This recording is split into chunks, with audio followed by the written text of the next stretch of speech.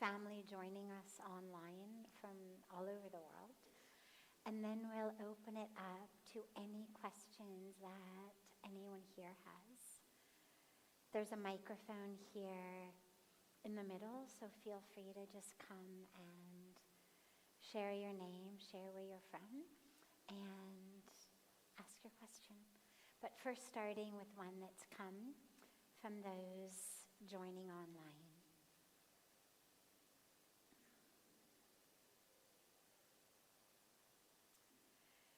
How are habits formed and changed?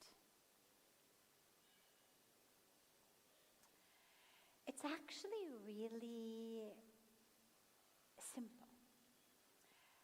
And it's a process that determines so much of our lives.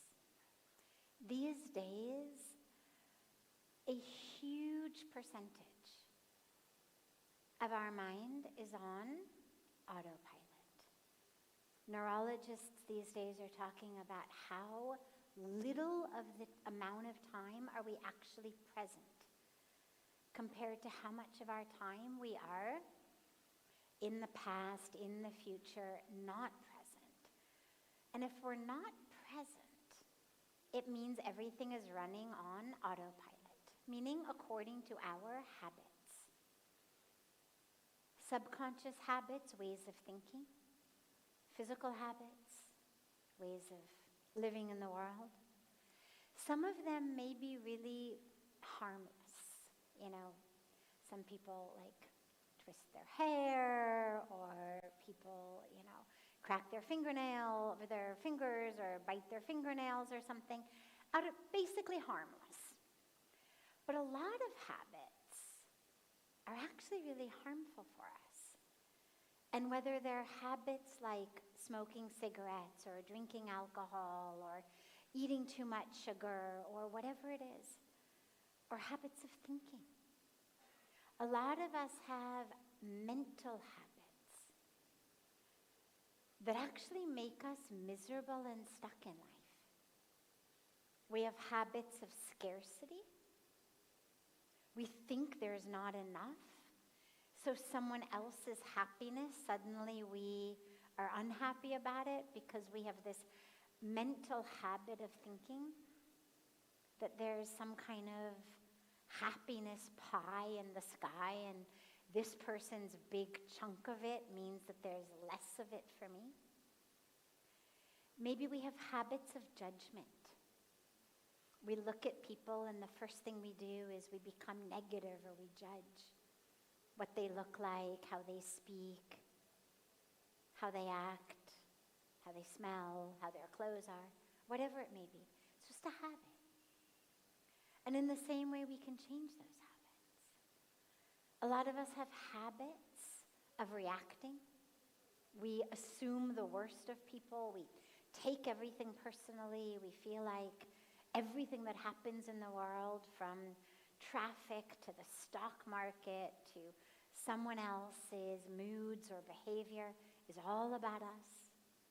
How dare they? How could it happen? Who do they think they are? But as though somehow every car on the road or every person in the world is doing things that have anything to do with us. But it becomes a habit of thinking.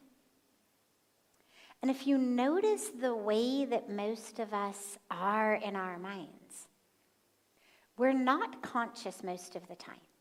It's very rare that we're really able to anchor in presence this moment, this breath, this perfection, this presence. And we act out habits. We act out patterns. It's what we speak about as sanskaras. So they're formed by past experiences. In neurology, we say neurons that fire together, wire together. For example, let's say in my childhood, I shared a room with my older brother or sister, or younger brother or sister, and every time Mom shut out the lights for us to go to sleep, my sister or brother beat me up. Okay?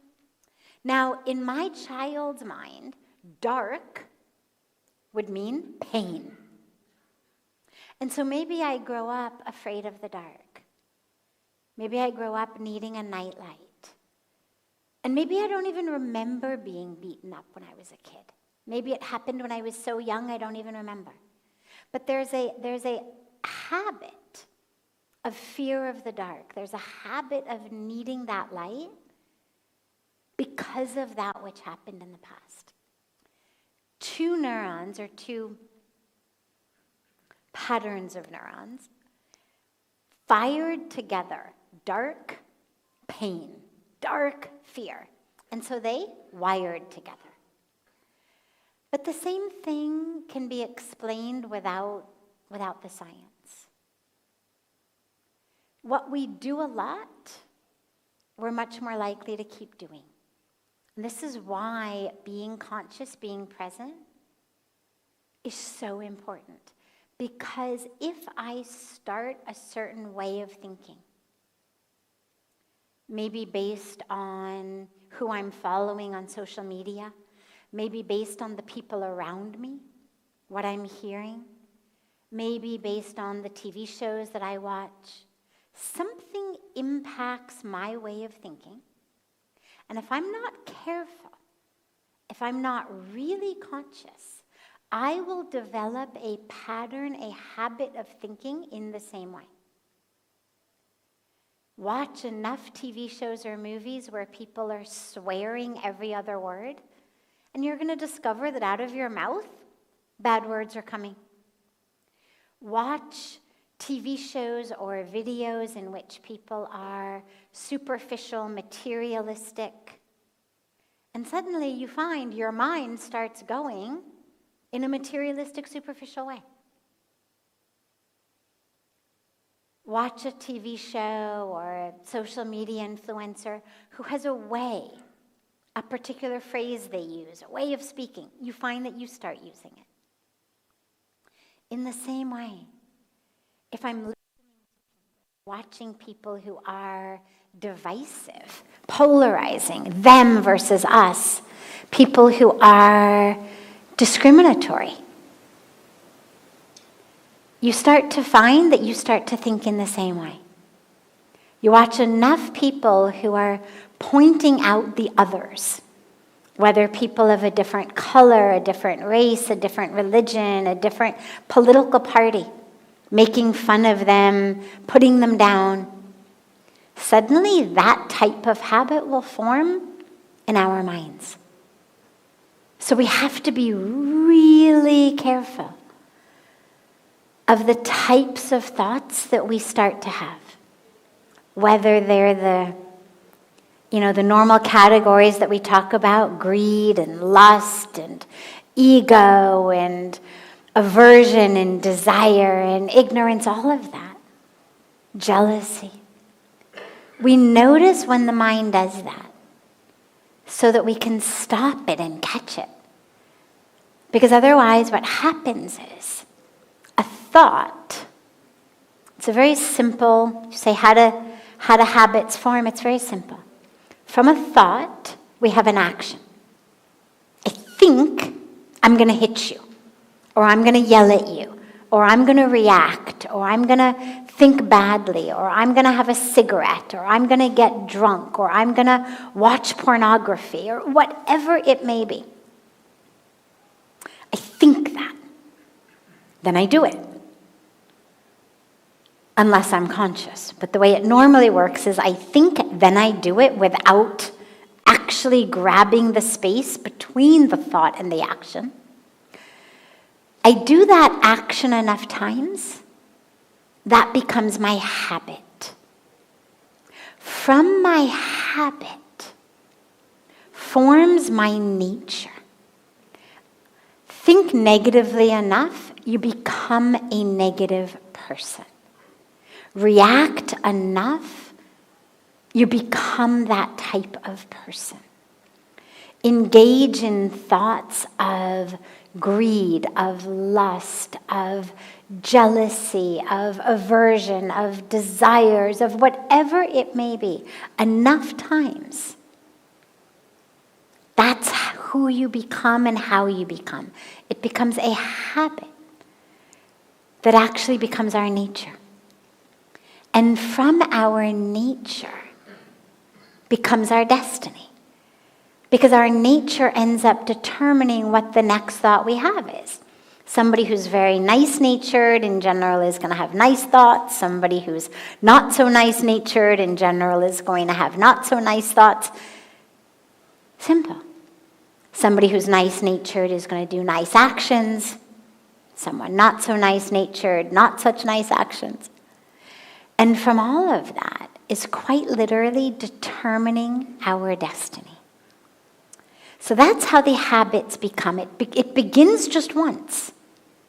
I'm angry, I punch a hole through a wall. Okay. Well, if I don't grab the space between that thought of anger and the action of punching a wall or a person, I'm going to do that again the next time I'm angry. And every time I do that, it strengthens the neurological bond. Or you could say it makes that sanskara deeper and deeper. So that the more times I punch a wall or a person, the more likely I am to punch the next time. The more times I react, the more likely I am to react. The more I allow myself to engage in thoughts of greed, of lust, of jealousy, of judgment, of negativity, the more likely I am to go in that direction. It's like how our valleys formed because a river ran through it. Not once, but over and over and over again. Water flowing over a mountain once is just going to flow. Water flowing over the same mountain over and over and over is eventually going to create a valley. And we end up creating valleys in our own minds and in our lives. And so whether it's something as seemingly chemical and physiological as cigarettes or alcohol or drugs, or whether it's much more subtle of ways of thinking, either way, the more you do it, the more likely you are to do it. And the way to break it is quite literally to stop doing it. As soon as you can, as frequently as you can, until that sanskara stops flowing in that direction. And the way to do it when it's mental or physical is to be conscious, to be present. To literally grab that space we begin between the thought and the action. So that if I'm angry, at least I don't punch someone. Or I want to have a cigarette, but at least I don't. But then we get even more subtle.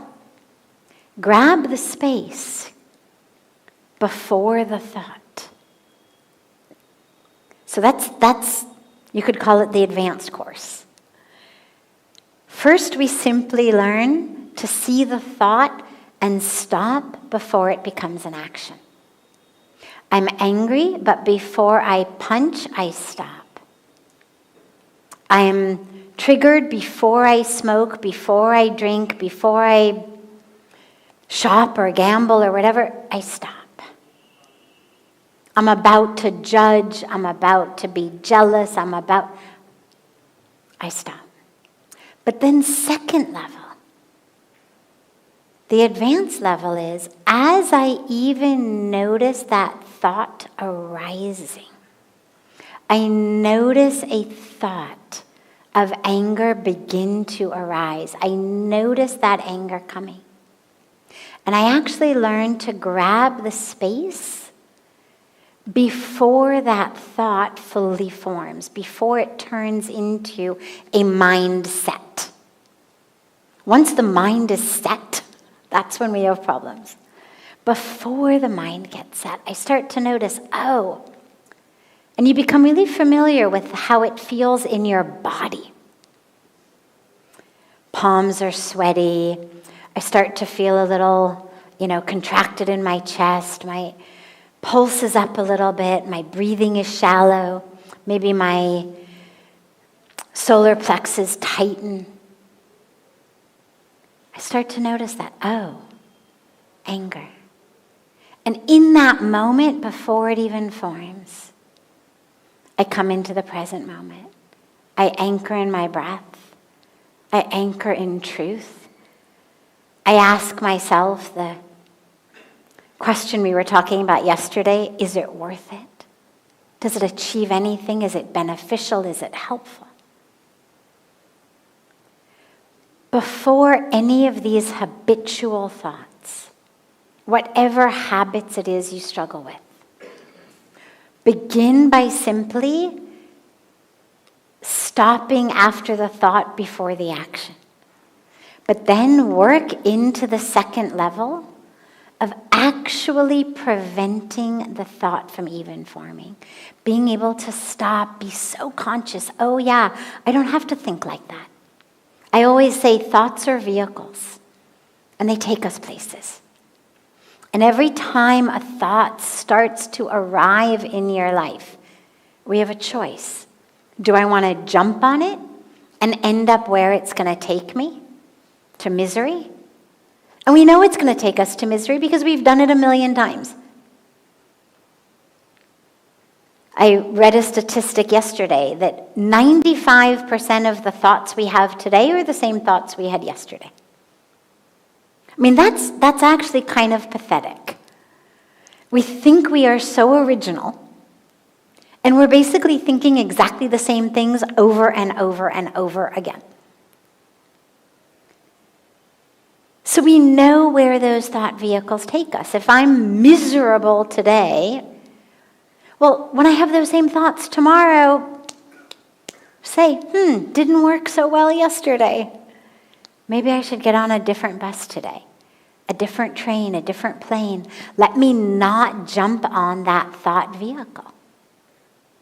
I know where it goes. I've been on it almost every day of my life. I don't want to go there today. Today I'm going to take a different vehicle. Or today I'm going to try to stay vehicle-free. Have a mind as free of thoughts as possible, as just anchored in presence, anchored in awareness. But if I have to get on a vehicle, if I have to have a thought, I'm going to have a thought of love, a thought of truth, a thought of connection, a thought of compassion. So one of the real powerful things that spirituality does is it helps us choose our thoughts. It helps us choose what vehicles we get on. And that's how we break the habits. Slowly, slowly, thought by thought, choosing a different one. Choosing a different one. And those thoughts lead to the action. So whether the habit is just in thought, or the habit is in action generated by thought, either way, choose a different one, choose a different one, choose a different one, and just keep coming back to being conscious. Yeah, great question. Other questions that anyone here has? Yes, don't be shy. Yes, of course, please come. भैया mic थोड़ा सा इस तरफ ले आना, थोड़ा सा इस तरफ, या बस.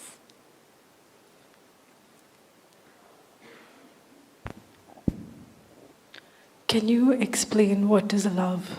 Is it another dimension? What is it? What is love? Beautiful. We were just talking about this in the Ganga Arati. Is it another dimension? I love that. For me, love is an energy. And it's the energy that flows through all of creation when we are open to it. It is the energy that flows through a flower that opens its petals to the morning sun. It is the energy that flows from the morning sun to the flower. It is the giving of fruit or giving of fragrance of the trees, of the flowers to the universe.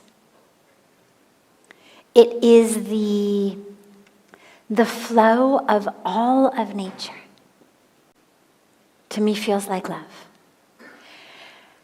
And love is the most powerful energy of our very human existence.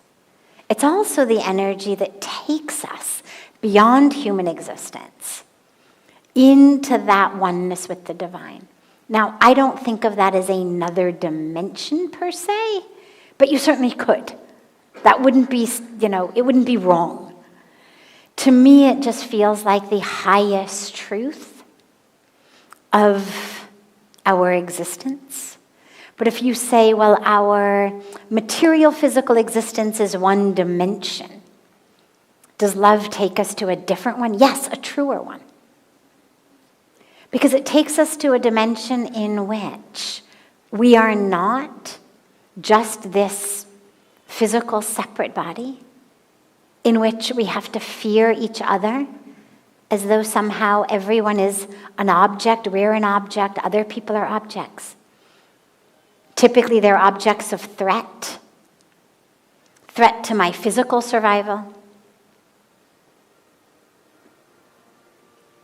threats to my emotional well-being, threats to my success, threats to me getting the right parking space, threats to my happiness. Or they are objects that I believe I can use to attain what I want. But either way, it keeps us separate. It keeps us as objects and seeing others as objects. Love melts that. Love shows us we're not objects. We're energy. And there's no place that I end and you begin. There's no place I end and the universe begins. That's love. And it's so beautiful because when we love, we literally exude love. Everybody in school or an office place, everybody knows when one of their friends' circle or colleagues has fallen in love, right? Everybody says, oh, somebody had a good weekend. And we know that. Why? Because they are literally exuding joy. They're exuding love. Even if the one they are in love with is not there in the school or in the office. But the sheer experience of being in love turns us into literally love manufacturing factories and love distribution factories. We're better tippers. We're so much more likely to, let somebody cut in front of us in line. The experience of being in love flows into literally every area of our life. Things that have nothing to do with the person we're in love with. Because love literally turns on the very truth of who we are as these love manufacturing plants. That's who we are. Love is our highest nature. But we forget because we have become so threatened by the world around us. We live in such fear that we feel like we have to protect ourselves, protect our bodies, protect our money, protect our job, protect our success, protect our everything. Everything has become a threat. And so we lose the opportunity to love. But it is most definitely our highest calling. And by the way, it doesn't have to be romantic love. I mean, it certainly can be, but it doesn't have to be at all. Ultimately, real love is love for the divine. In the kirtan that we sing in the Ganga Arati, there's a beautiful line that says, Sabse onchi prem sagaye. And it means the highest form of love is love for the divine. That's where love, when I say it takes us to our highest truth or another dimension, because it unites us with that divine if it's real love. But it doesn't matter whether we use the portal of actually just loving God, or whether we use a portal of loving a human being, loving a tree, loving an animal, loving a sunset. It doesn't matter what we go through, because if we really deeply love, not lust, not attachment, not need you to fulfill my needs, but real love, that love is going to open into love of all. So it's actually a good way to know if it's real love compared to just lust or passion or obsession or attachment. If your love for anyone doesn't make you exude love to all, it's time to check. Is this really love, or is this just infatuation, or is this just something else? Real love literally flows out of us onto all of those around us. And hence it connects us to our highest, deepest purpose and truth. Yeah, beautiful. It's why I always say, if you don't find yourself able to love God, don't worry, just love anyone. But love them so fully, in their essence. Not just the form, not I love what you say or what you do or how you make me feel, but in their essence. And it'll take you to God. Yeah, beautiful. Other questions? Yes, here and then here. Yes, please.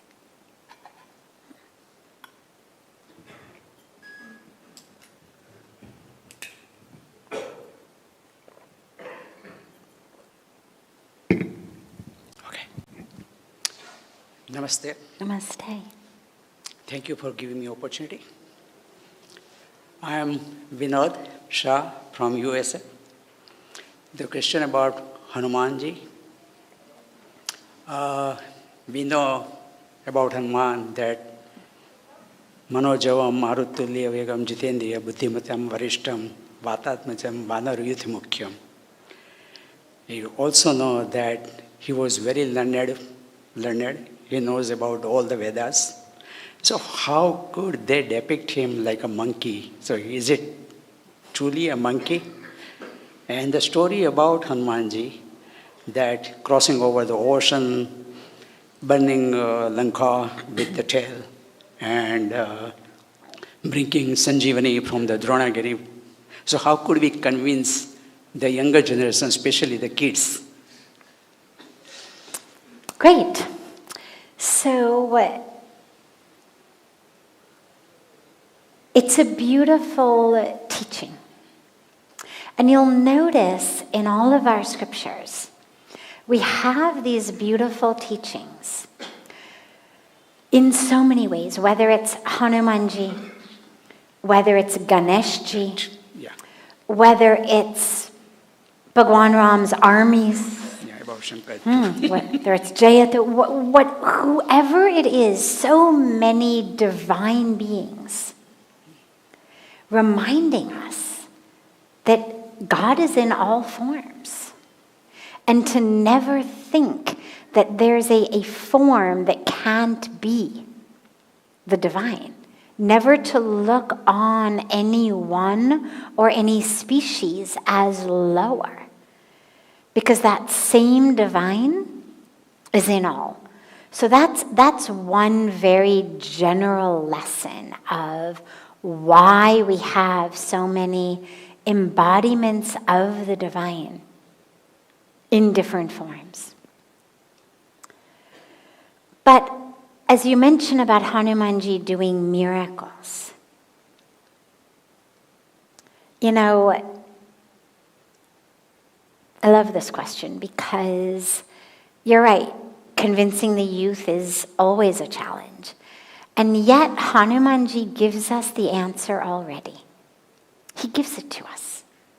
He's asked how you did it all. You're a monkey. How did you do it all? How did you fly across the ocean? How did you make yourself huge and small? How did you carry the mountain? How did you hold the sun under your arm? How did you do all of these? And his answer is the teaching, in my mind, for all of us, and especially younger generations. He could have said very easily, don't you know who I am? Very easily, don't you know who I am? I'm not just a simple monkey. I'm not like these guys over there. Don't you know who I am? But he didn't say that. He didn't say, don't you know where I come from, who I'm? None of that. He also didn't say, I have been going to the gym every day and I practice Hanuman asana and I practice the, lift the mountain exercise. None of that. What he said was, I just take Bhagwan Ram's name and it happens. He didn't take credit for any of the miracles. He said, I just take God's name and it happens. And that power of devotion, of faith, is one of the most important things to teach the younger generations, because science now says it as well. It's not just that you have to believe it spiritually. So we have stories, I was mentioning this in the Aarti tonight, stories of Mirabai, for example. Now, Mirabai is a historical figure. She's not just a scriptural figure, she's a historical figure. Her devotion and love turns a bowl of poison into nectar. They handed her a bowl of poison. By the time it went down her throat, it was nectar. They brought in a basket of a deadly snake. By the time she opened it, planning to put it as a mala upon Krishna, it was a flower garland. Now, today even, there are religious sects, religious groups in America who practice. They have very, very intense religious revivals. It's some segment of the Christian church, I can't remember which one, but where they come together for these religious revivals of intense bhakti and devotion. And they literally ingest strychnine. It is a deadly poison. And nobody gets sick or dies. In the Hindu tradition, and so many traditions, people walk over fire, walk over hot coals. How? How does it work? How does it happen? Power of faith. Now that sounds really wishy-washy, except that we know that it works. Science doesn't yet know exactly how it works, but we've got all the evidence that it does work. These people are ingesting strychnine, they're not dying. Outside of a religious revival, ingest strychnine, you will die. But somehow, filled with an intense, passionate presence and love of God, they do it and nothing happens to them. Walk over hot coals normally, Your feet are going to burn. Do it as part of a religious, intense ceremony ritual. People do it, all kinds of indigenous traditions. So many different cultures have this practice. How does it happen? We have evidence that shows,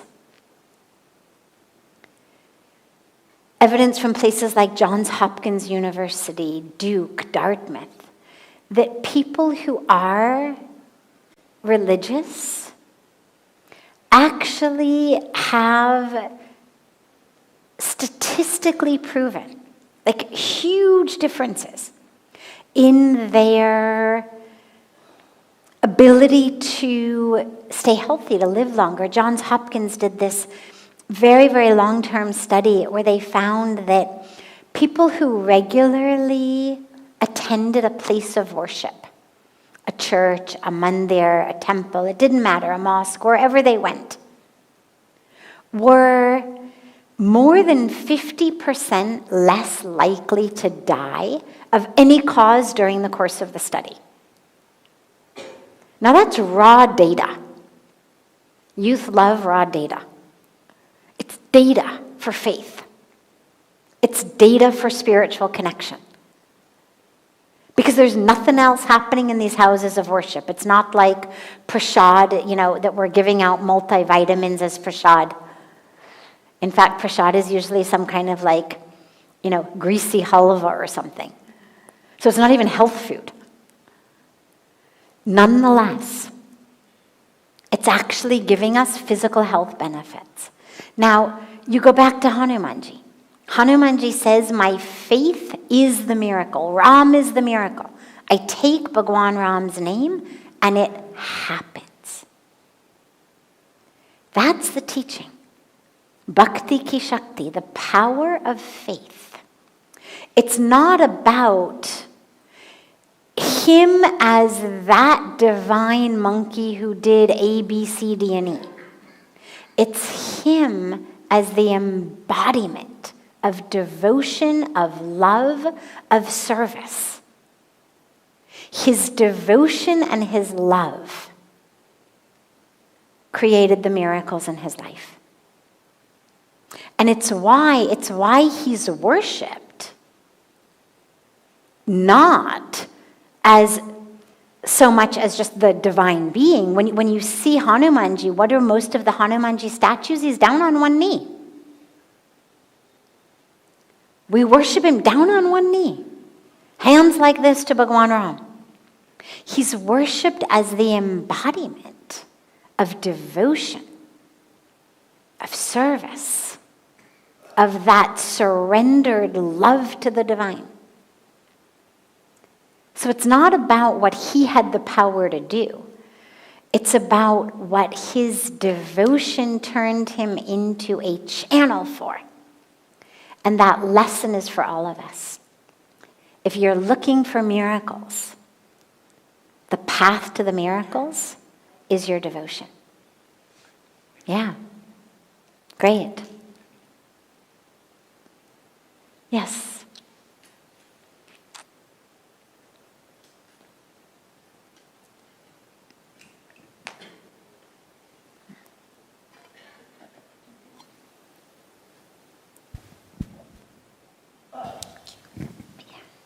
Good evening, Sadhviji, Pranam. I'm feeling very, very extremely blessed to be here. I'm Neha from I work in Singapore, and my mother lives in Dehradun, so we both are here we came here just last year as well.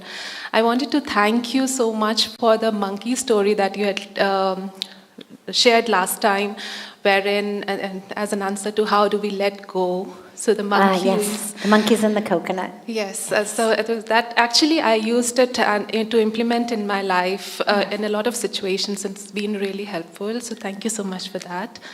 I feel the question I have is about procrastination.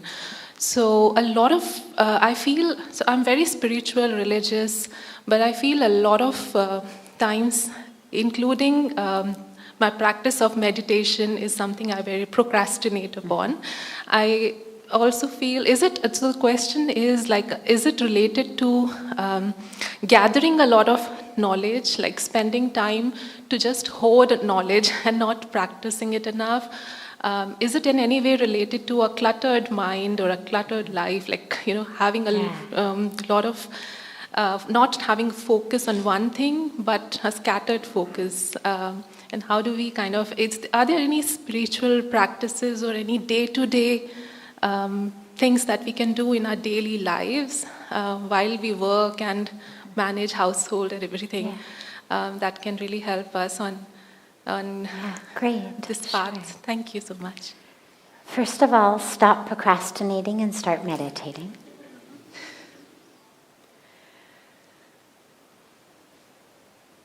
We tend to procrastinate because we have been,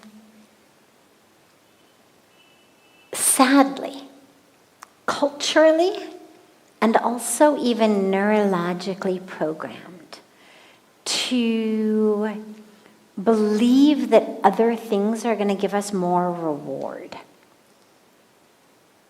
Meditation doesn't give us the type of reward that we have become culturally used to. There's nobody saying, wow, wow, wow, that was a great meditation. You are so wonderful, amazing you are. And we've become kind of used to, we want to get that, whether based on our looks, whether based on some skill or ability we have, whether just based on how nice we are, how many things we do for other people to make other people happy. But we've become really programmed to be looking for reward from what we do in a way that comes to us from outside. And meditation doesn't do that. Nobody says, oh, that was a great meditation you had today, A+ meditation. So we don't get any of that reward. It also doesn't numb us, it doesn't distract us. And most of, sadly, what we're looking for a lot these days is that which numbs us and distracts us. So it's why when I have a few minutes, I'm going to, pick up my phone. I'll pretend this is my phone. I'm going to pick it up and I'm going to, this and that. Because it's like the mind wants something. I'm busy, I'm stressed, I'm upset, I'm bored. And I want something to make me not feel what I'm feeling. And so whether we turn to substances, whether we turn to devices, we're looking for something to numb or distract us, or to give us really quick dopamine hits that we start getting quite literally addicted to. Meditation doesn't do that. Doesn't numb you, doesn't distract you, doesn't give you a quick dopamine hit. And so it's not feeding me what I've grown accustomed to thinking I want. So if I'm feeling restless or upset for some reason, I'm so much more likely to want to, for example, have a cigarette, have an alcoholic beverage, have a piece of chocolate cake, scroll social media, do something to feel different. Meditation is going to bring me face to face with exactly what I'm feeling. And so if there's stuff in my mind or in my life that I don't want to be looking at, I'm going to procrastinate meditation. Why in the world would I want to look at my boredom or my frustration or my, issues, whatever it may be? So I'm going to not do it. There's a lot of reasons why we procrastinate. There's a lot of, reasons why we are so drawn to things in the outer world. But it takes a lot to get us to go to the inner world. But this is why spiritual teachers, yogis, mystics of every religion for thousands of years have sent us inward, inward, inward, inward. So, number one piece of advice is stop procrastinating, start meditating. And as I always share, feel free to treat yourself like a kindergartner or a toddler if you have to get yourself to do it. Hold things over your own head. No breakfast till you meditate. No cup of chai till you meditate. Whatever it is that, like, when you wake up in the morning, you're already thinking about, you don't get to have it till you meditate. Can't pick up your phone till you meditate. Create, a punishment system for yourself or a reward system for yourself. If you, string together 7 straight days of meditation, then you can, do something. Reward yourself with something. Not something meaningless and silly, but something that's actually deep and meaningful. So use carrots, use sticks, use whatever you would need to use on, a toddler to get them to do what you want them to do. But slowly what'll happen, and it's not even that slow, it's a couple weeks, you'll form a habit. And then it'll just become second nature. And you'll just start doing it. With regard to what to keep with you throughout the day, 2 things. Number 1, your breath. Easiest, fastest, simplest, most accessible anchor back to the self. Our prana is quite literally what connects us to this world around us. We're inhaling and exhaling in this exchange of not just gases of oxygen and carbon dioxide, but we are literally in an exchange of life force, of prana, with the universe.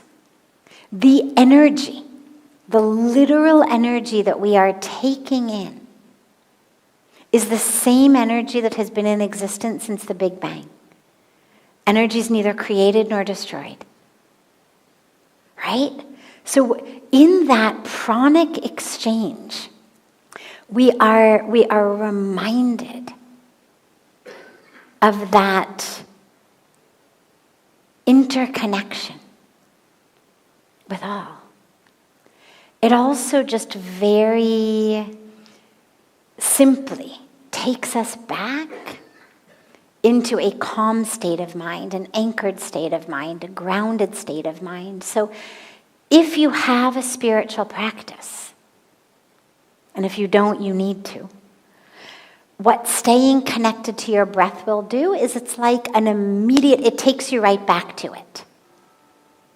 You don't have to sit for an hour of meditation every 2 hours. You have a good spiritual practice in the morning, in the evenings, and then throughout the day, as you stay connected to the breath, it just takes you back right away. So that's 1, is the breath, super simple. Number 2, a mantra.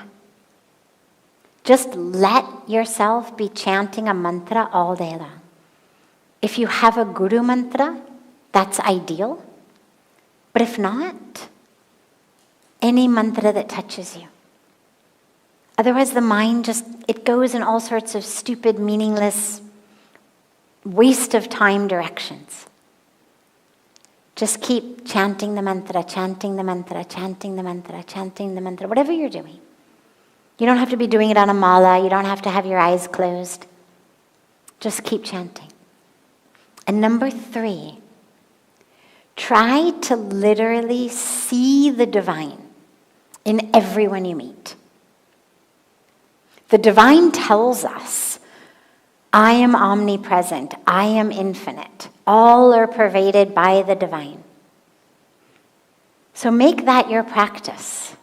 Can you see it? It's very hard. But even the attempt, even the intention, changes everything in your life.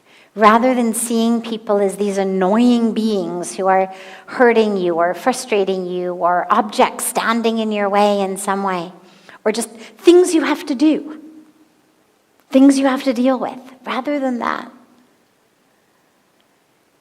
can you see them all as the divine?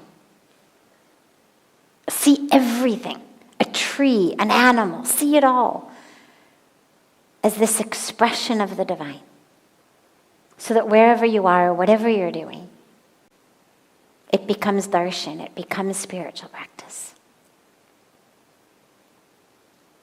Yeah, of course, of course. Beautiful. Yeah.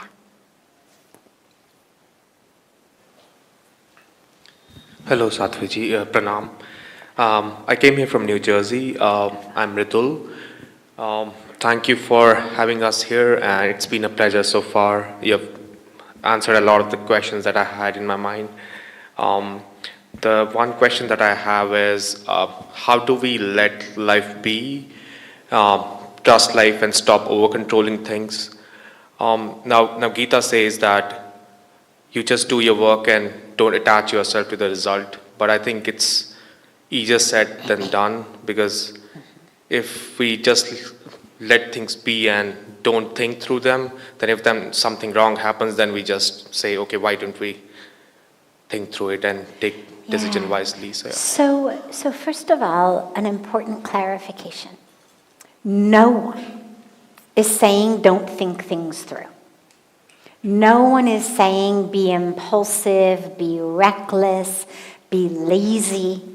No. What the teaching is be practical. Be clear. What do you have control over and what do you not have control over? That which you have control over, do it very carefully, very sincerely, very conscientiously. But that which you don't have control over, let go of your death grip over that you don't have control over anyway. Because all you're doing is making yourself miserable. And maybe making other people miserable in the process. We have no control over other people's words, thoughts, actions, reactions, karmic processes. We have no control over the weather. We have no control over so much. So to try to control it is an exercise in frustration and futility.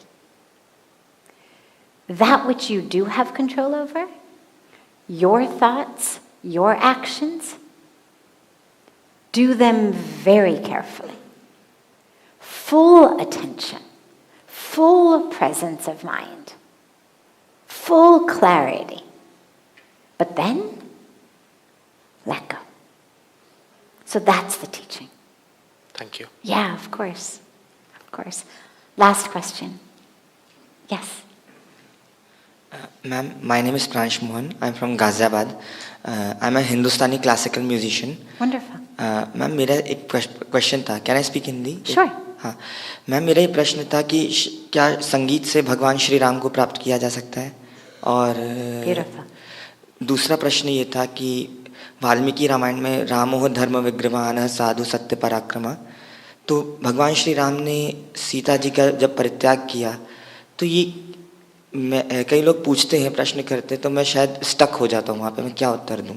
तो ये इसमें कहते हैं कि प्रेम तत्व है और विरह रस भी है. तो आप कृपया आप मुझे समझाएं, प्लीज़ मुझे बताइए. माता श्री, मैं आपकी शरण में आया हूँ.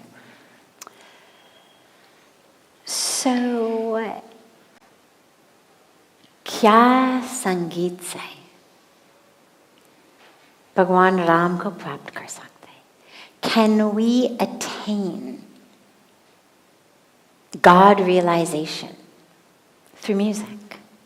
Absolutely. You can attain God realization through anything you do, as long as you do it anchored in love for the divine. Shabri attained it through sweeping the floors. Right? Whatever we do, if we use it as a vehicle to get closer to the divine, that becomes the vehicle for us. Absolutely. So when you sing, sing as though you are serenading Bhagwan Ram. And as he came to Shabri's beautifully swept floors, he will come for your serenading. Absolutely. 100%. 100%. आपकी दूसरी question हम ये थोड़ा सा लंबा है, हम इसको कल से शुरू करें. ठीक है? Wonderful. Just last one you had, yes. But it's a beautiful one, तो हम उसे कल से शुरू करें उसे. I have a very small question, but probably has a big answer. I'm really lost in this world. I don't know how to find direction, how to find...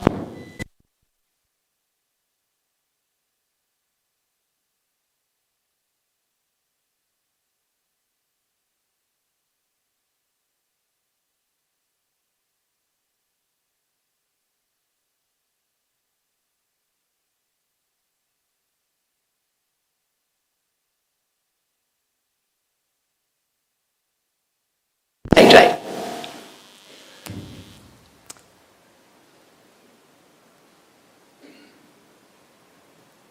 We find ourselves lost in life in terms of what to do because we don't know who we are. And it's one of the great tragedies of the human race, especially, sadly, as we get more and more developed. It's a very interesting phenomenon. If we think back to our grandparents, our great-grandparents, it was very, very, very rare, if ever, that you would hear them say, I'm so lost, I don't know what my place is, I don't know what to do. There was really a set of a sort of system. Now, on the one hand, the fact that possibilities have expanded to the point of almost infinite possibilities for so many of us in the world, it's beautiful, it's wonderful. It's a great gift and a great blessing. But along with it has come this idea of, well, oh my God, this or this or this or that, or where or how or with whom or in what way. And so we end up very, very confused. And a lot of us end up then identifying ourselves based on what we do. So we go kind of in the reverse direction. Rather than understand who we are and based on that act, instead of that, we tend to choose our actions based on what our parents tell us, our culture tells us, other people pressure us, somebody we follow on social media who we think is cool, what they do. And then we identify ourselves based on what we do. So we start to do based on no idea of who we are, and then we develop an identity based on what we do. But it's like castles on sand, right? The moment that there's the slightest wave or water comes, it's over. And this is why it's so important to go back to who am I? Rather than what to do or where. Who am I? And when you experience through meditation a presence, an experience of the self as soul, as consciousness, as one with all, you become aligned, universal energy in such a way that you start to be able to hear your own internal GPS. Because we have it, but most of us can't hear it. I always give the example of, it's like if the caterpillar were so busy bemoaning the fact that the millipede had 1,000 legs and the centipede had 100 legs and it only had 12 or 16 legs and it's not fair and why didn't I get enough legs? It would miss the call to climb the tree and weave a cocoon and become a butterfly. Because its mind was all over comparing, contrasting. Our minds are so all over the place that we can't hear our internal call. And that's why the answer is not to simply find another voice that's going to tell you, oh, do this, oh, go here. But it's actually about quieting all the voices. Peeling back all of the voices that are not your internal divine voice. Because when most of us get quiet, there's chaos inside. There's a voice of my mother, a voice of my father, a voice of my grandmother, a voice of a teacher, a voice of... And they're all telling us different things. But in that quiet state, I start to be able to look at them and to say, oh, this voice that says I'm useless and I'm never going to become anything. Oh, that voice was this teacher. This voice that said that I better always, look good, otherwise as a woman I don't have any value. Oh, that voice was this person who... And you start to be able to identify and peel back these voices of confusion. Look at them. Where did they come from? And realize that those voices are not speaking truth. Because a big mistake that a lot of us make is we believe what our minds tell us. And so we have to stop doing that. But the best way to do that is to see, where is it coming from? Who told me that? Whose projection did I internalize? And you peel them back one by one. Not this, not this, not this. And then you find that there is actually an internal voice that knows exactly. It may not tell you in advance, 10 years from now, here's where you're going. But it's going to tell you right now, right here, turn left. Right here, right now, open that door. Right here, right now, stay there, don't leave. Or right here, right now, leave. It's gonna guide you.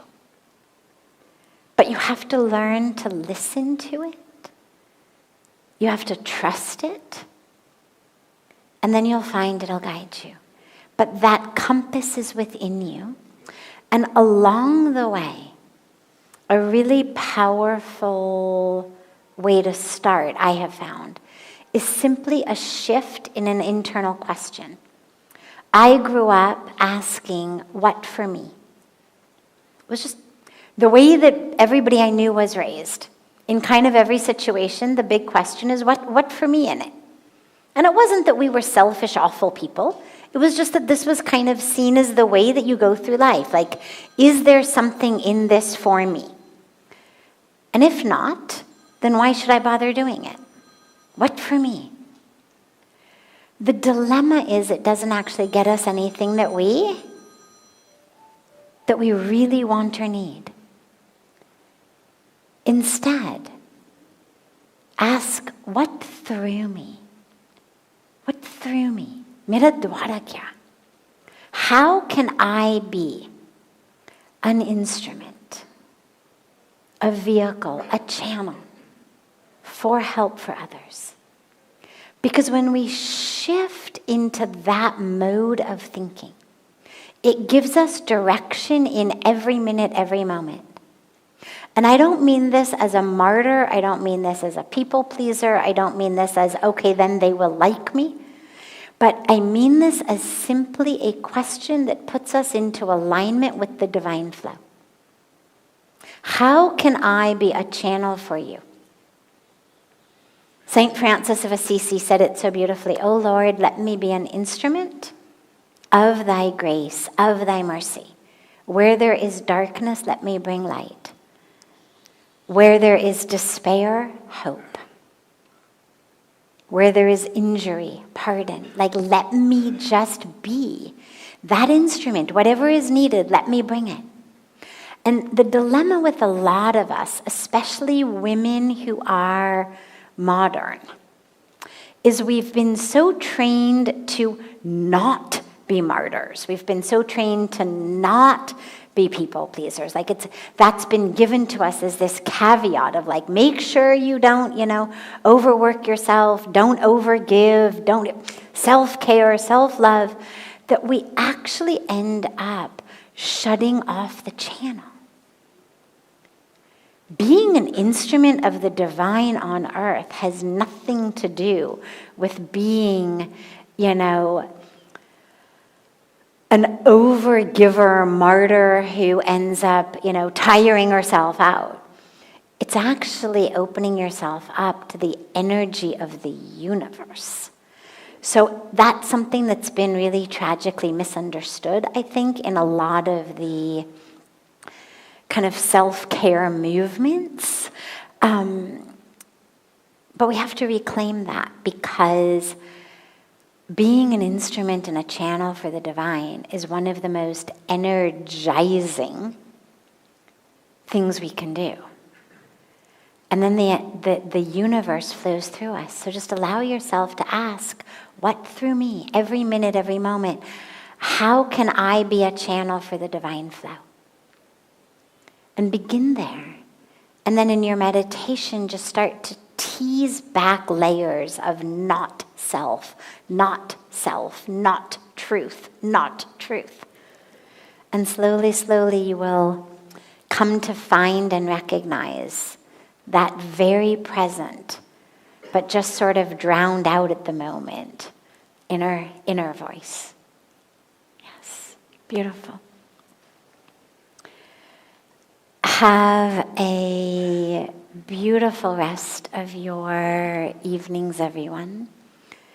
A beautiful morning and day to our family joining us from all over the world online. And so much love to all of you. I look so forward to being together tomorrow evening again as well.